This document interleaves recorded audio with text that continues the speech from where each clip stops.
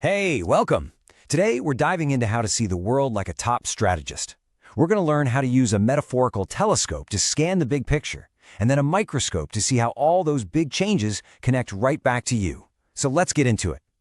I mean, this is the million-dollar question, right? In a world that seems to change by the minute, you just can't win by only looking inward at your own company. You have to look out.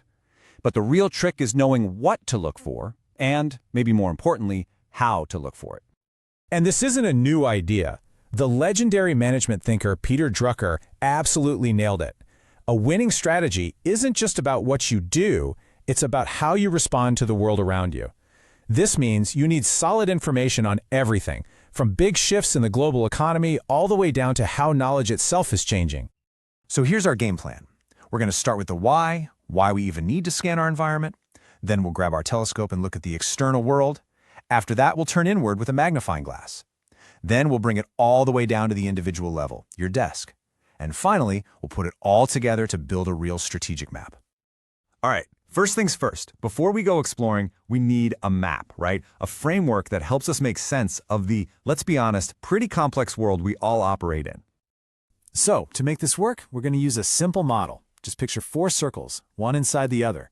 The outer 2 rings, that's the external world. Think global trends and your direct competitors. Inside that is your own organization. And right there in the middle, at the very core, that's Zone 1, you and your job. We're going to use this 4-zone map as our guide today. Okay, time to pick up that metaphorical telescope. We're zooming all the way out to look at the huge forces that are shaping our world, whether we realize it or not. So we're starting with those 2 outer rings we just talked about, the near and the far external environments. This is where we look for everything, from those massive, sweeping global changes to the more immediate stuff that affects our work day to day.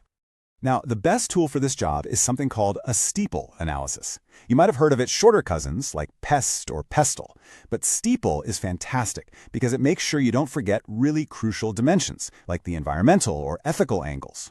Think of it as our systematic checklist for the outside world.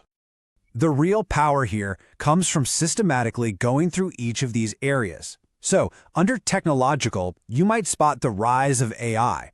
Under social, maybe it's a huge shift in how consumers think about sustainability. The goal here is to identify these big drivers of change and really think through what they could mean for you. But here's the thing, and this is so important, you don't have to treat everything equally. Look, if you're a local government, political changes are obviously a huge deal. If you're a tech startup, you're probably obsessed with technology. The trick is to figure out which of these drivers matter the most to your world. And to really make this work, you have to ask really good questions. Take the social dimension, for example. You could ask, what's the real impact of social networking on our customers' expectations? See? Asking questions like that turns this from just a simple checklist into a seriously powerful strategic tool. You know, a really good way to do this is to take 2 passes. First, look way out at Zone 4, the really big, global stuff. Then you do the whole process again, but for Zone 3, the things that are closer to home, like your competitors or your local suppliers. This 2-step process makes sure you see both the forest and the trees. Okay, we've looked at the horizon. It's time to put the telescope down and pick up the magnifying glass. We're going to look inward now. So, we're shifting our focus to Zone 2 of our model. This is all about getting a really honest look at what your organization is actually capable of. What are you working with? What's the culture really like? A good internal audit covers these 4 key areas. Yeah, you've got the hard stuff like money and buildings. But please don't forget the intangible resources. Things like your company culture, how adaptable your people are, your brand image. These can be your greatest assets or your biggest roadblocks. And that's why this part is so critical. It's the ultimate reality check. Your big external scan might show you this massive, amazing opportunity, but this internal look tells you if you actually have what it takes to go after it. It keeps your strategy grounded in reality. And now for the final zoom.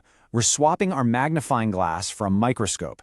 We're about to bring this entire analysis down to the most personal level there is, you. And here we are right at the center of our model, Zone 1. This is where you pause and think about how all these huge external and internal forces actually impact your role, your career, and the work you do every single day. So let's get personal. We have to start with the foundation, your values. Is there a real, honest-to-goodness alignment between what you believe in and what your job asks of you? Answering that question is the true starting point for being effective. Okay, next, let's look at your personal toolkit. Thinking about all those changes happening out there and inside your company. What skills do you need to build? What knowledge gaps do you have? This is about creating your own personal development plan to not just survive, but to really thrive. And finally, let's make this actionable.